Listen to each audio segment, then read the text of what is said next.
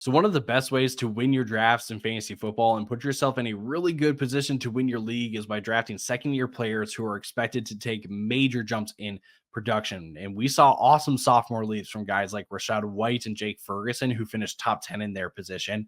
We saw guys like James Cook and Trey McBride take a little while to get going, but then eventually finish top 12 in their position.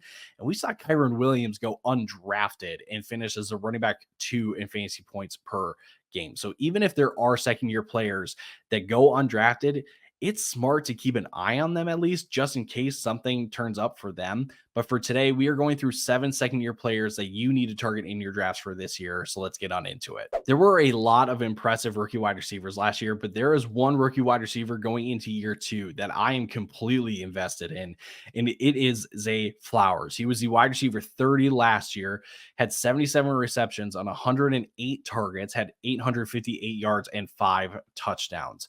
And the reason why I'm totally invested in Zay Flowers this year is when we take a look at historical data and we see all rookie wide receivers who put up 100 targets or more in their rookie season. We see guys like Garrett Wilson, AJ Green, Justin Jefferson, Michael Thomas, Amari Cooper, Amon-Ra St. Brown, DK Metcalf, CeeDee Lamb, and a bunch of others. That's really good company already. And the average finish on a per game basis for all of those guys in that graphic was 13.1 fantasy points per game. And for reference, Zay Flowers was at 12.9. So he wasn't too far off of that. And we take a look at their next season, and this is where it gets really exciting because the average point increase for those guys was 40 points to their previous season total. And they all finished with 14.1 fantasy points per game the following season on average.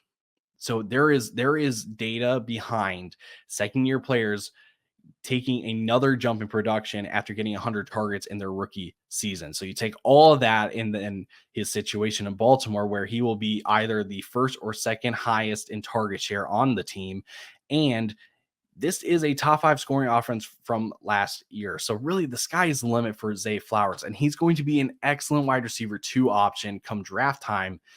And the beauty of all of it, you won't have to spend premium capital on him. Now for the wide receiver 1 of the 2023 wide receiver class, Jaxon Smith-Njigba. He was the wide receiver 48 last year, averaging just 8.8 fantasy points per game, 63 receptions on 93 targets, a little over 600 yards and 4 touchdowns. And look, it was a disappointing year of production, but it was kind of to be expected landing in Seattle with their run game, their offensive scheme, and oh yeah, you've got DK Metcalf and Tyler Lockett in front of you as well. And even though the stats don't look great, it doesn't necessarily mean that JSN had a bad season. And I'd argue that he actually had a really good season and that he's only going to get better from here on out.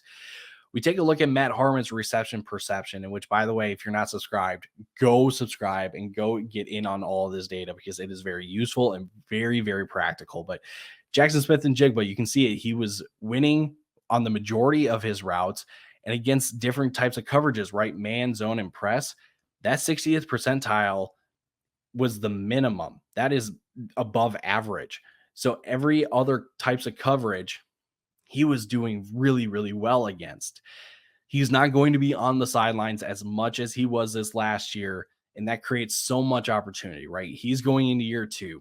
Tyler Lockett is now 31, and this new offense will be much more pass-friendly than the old offense was.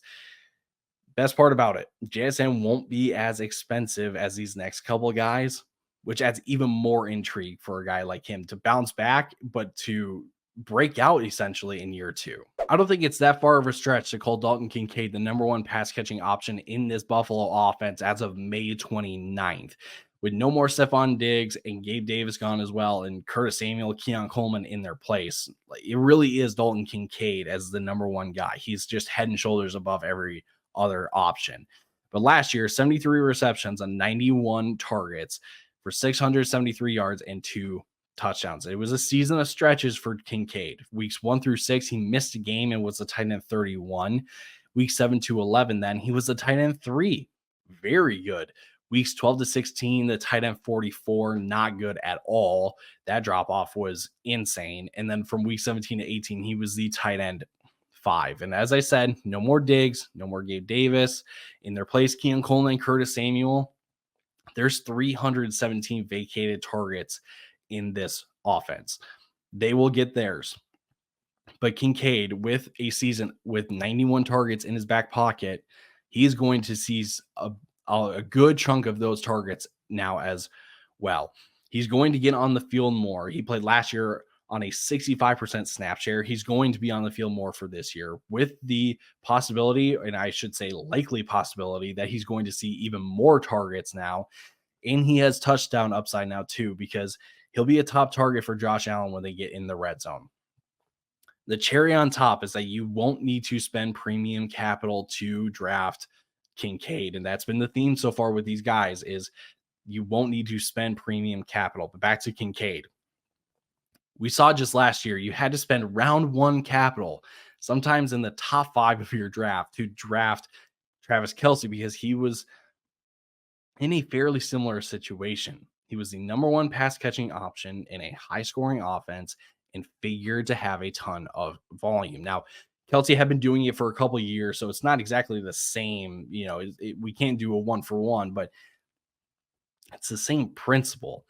And just in general, second-year tight ends see much better years of production than their rookie season. So even guys like Luke Musgrave or even his teammate Tucker Kraft are also guys to keep on your radar. But for Kincaid, you won't need to spend premium capital for a guy that has top 3, top 2 upside. Now, for my dark horse quarterback 1 this year, and probably Lucas and Cam's as well, it's Anthony Richardson, who just played in 4 games last year, but in 2 of those, he finished as a top 4 quarterback, and it would have been 3 if he didn't get hurt in one of those games, but he had 4 rushing touchdowns. He's an absolute weapon, because with his rushing ability and the offense that he's in under Shane Steichen, the play caller, and having weapons like Jonathan Taylor, Michael Pittman Jr., A.D. Mitchell, and Josh Downs, who we will actually talk about in just a second, the sky's also the limit for Richardson. And I hope you're kind of picking up on the theme with these guys so far, is you don't have to spend premium capital, and the sky is the limit for these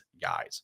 If you remove the games that Richardson got injured in and you just look at the 2 full games that he played, he would have been on pace for nearly 3,600 passing yards, 25 passing touchdowns, with 800 rushing yards and 17 rushing touchdowns. That would have been quarterback 1 range, ladies and gentlemen. Would it have actually played out like that, though, right? Averaging a rushing touchdown a game? Probably not. But that's just to give you a sign of like how good he can be and how awesome he can be in fantasy football. The biggest question for him, besides the injury, which it seems to be fine, just looking at OTA videos and stuff like that, the biggest question will be the rushing production, and specifically the rushing touchdowns with Jonathan Taylor in the backfield. But for me, Jonathan Taylor's presence doesn't concern me. Just 7 of Richardson's 25 rushing attempts last year were scrambles. So do the rushing touchdowns take a hit? Probably yes. But this team designed runs for Anthony Richardson. So it's not like Jonathan Taylor is going to take carries away from Anthony Richardson or going to completely phase Anthony Richardson out of their rushing attack. Even if it's 6 or 7 rushing touchdowns, that's an extra 40 points with some yardage on top of it as well, that you are not going to be getting from guys like CJ Stroud or Joe Burrow or Dak Prescott, who are going to be very popular selections as well. But Richardson really kind of separates himself from those guys because of his rushing upside. I teased Josh Downs earlier, so let's get on into him. He was the wide receiver 43 last year. He had 68 receptions on 98 targets for 771 yards and 2 touchdowns. And for a stretch of the season from weeks 3 to 8, he was the wide receiver 15 overall. He's going to be flying under the radar of so many people that people will miss out on a true gem in fantasy football this year. And the reason that they will have is, well, the rushing attack of Jonathan Taylor, Anthony Richardson will take away touchdowns, and they went out and drafted A.D. Mitchell. The touchdown argument is completely valid.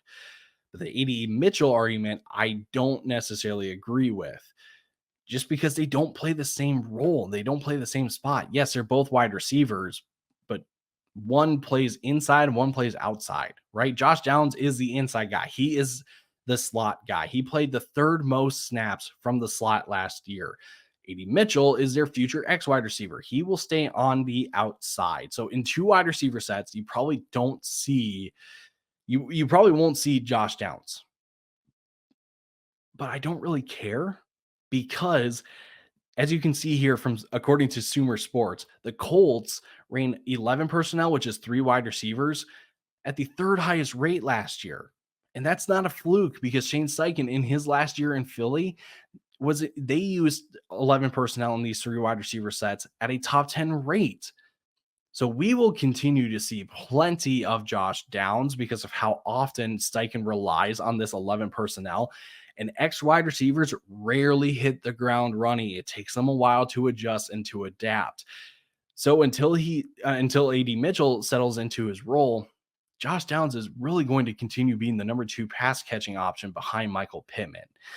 This is someone that I'm always targeting in my best ball drafts and someone that I'm really going to be targeting in my redraft leagues and will be trying to draft him whenever I can.